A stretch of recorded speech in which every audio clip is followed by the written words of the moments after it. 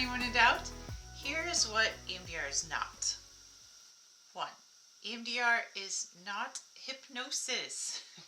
The eye movements, that kind of throws people. But actually, EMDR uses dual awareness in many forms. One form of dual awareness is having one foot in the present and one foot in the past. We are keeping our adult self, our current self, here in the room with the clinician that's going to be checking in every 30 to 90 seconds. And we've got the other foot re-remembering the memory to bring that, open that up, open that neural network. And then with the bilateral stimulation, using the working memory theory and researched questions on the standard protocol, we're able to get in, digest, but stay here in the present. So remember, it's a kid rescue mission, right? We need to be fully present to go on and get that kiddo and come back out. Number 2, EMDR is not reliving traumatic memories. No. During reprocessing, which we'll talk about later, we are remembering, not reliving. And it's one memory at a time. So back to that dual awareness with one foot in the present, one foot in the past. Adult self, current self goes in, heals, and brings back their younger hurt part to the present. Again, kid rescue mission. You may feel body sensations, emotions from that memory as it wakes up, but you are also here and able to manage. This also speaks to the importance, by the way, EMDR therapists, of being attuned with your clients to help ensure that dual awareness is occurring and that the client is in their window of tolerance.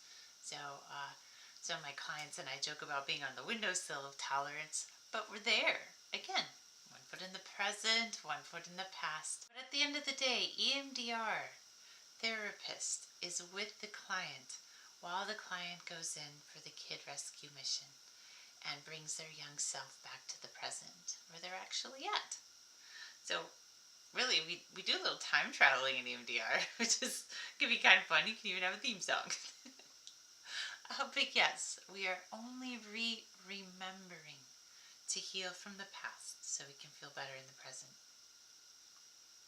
3. EMDR is not stirring up trauma for the sake of stirring up trauma. No.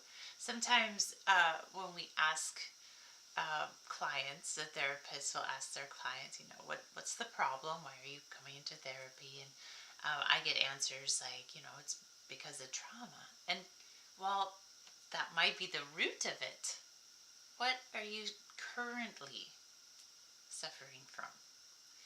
And from that information, then we open the neural network that's connected to the present day issue, problem, symptoms.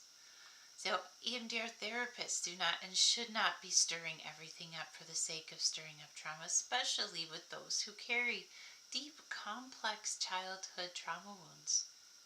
We take a measured approach, which has been researched and proven to be most effective and efficient in locating those associated trauma memories. Traditional therapy encourages, the trauma timeline, we sit with the clients, talk about all the traumas and let's go into it more. No, ouch, right? With EMDR, we open again that associated memory network with the current trigger and we stay there. So for example, if you're seeking relief from, let's say, having phobia of riding cars, there's no need to ask your client about all the hurts and abuses they've experienced in their childhood. Now, if it's related to the car phobia, then it would show up in the EMDR treatment plan. And more on that later. But yes, just what we need to help resolve the current symptoms. It's a much kinder and gentler way to reduce and eliminate the struggles that we're experiencing. 4. EMDR is not just doing a safe, calm place or team of helpers or other regulating EMDR exercises. So just because we're using eye movements or other forms of BLS, it can be like tapping. We can hold little buzzies in our hands. Again, those eye movements. It does not equal EMDR. So I've had friends who've done EMDR with the therapist and say, oh yeah, but we just did the safe, calm place. That is great, but it's a small, put a band-aid on the wounds part of EMDR called internal resourcing. But EMDR consists of all the phases, which again is mentioned before, reprocessing phases. We're going to get to that. Uh, but if you have only done the resourcing phases, again, that's great and it's usually very helpful. However, you have not done the deep healing of EMDR's reprocessing phases. Number 5, EMDR is not talk therapy with the bilateral stimulation either. So I've heard of EMDR therapists, from family and friends, giving the little buzzies to clients while they're talking about their stressful day or their past memory with no other structure at all. That's not EMDR. That's using bilateral stimulation and talk therapy. So once again, you'll hear me stress it a lot, but EMDR is highly researched and it's a protocol that has specific phases and steps and produces the success that is what we're hearing in the research. So many clinicians unfortunately get trained in EMDR, put it on their bios online, and then they stop going to consultation, they deviate from the researched EMDR standard protocol, and you're not going to get the promised results with these therapists. Yes, the bilateral helps move things through. It helps process better in different ways. However, it is not guaranteed that it'll be most effective and efficient. So, this leads me to encourage those of you who may be seeking an EMDR therapist. Please vet your EMDR therapist. On how to do that, I invite you to check out my Blast from the Past EMDR video on vetting your EMDR therapist.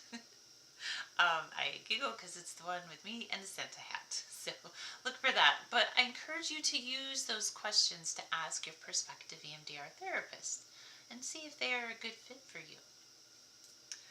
So I hope this review of what EMDR is not may have helped answer any doubts you may have had. And of course, if you have any questions, I welcome you to put them in the comments. In the meantime, though, I welcome you to click on the like and follow buttons, wherever they may be, in the socials or YouTubes, for notifications on the next set of EMDR with Lily videos, where we actually talk about what EMDR is. And thank you for joining me today on EMDR with Lily, and we'll see you next time.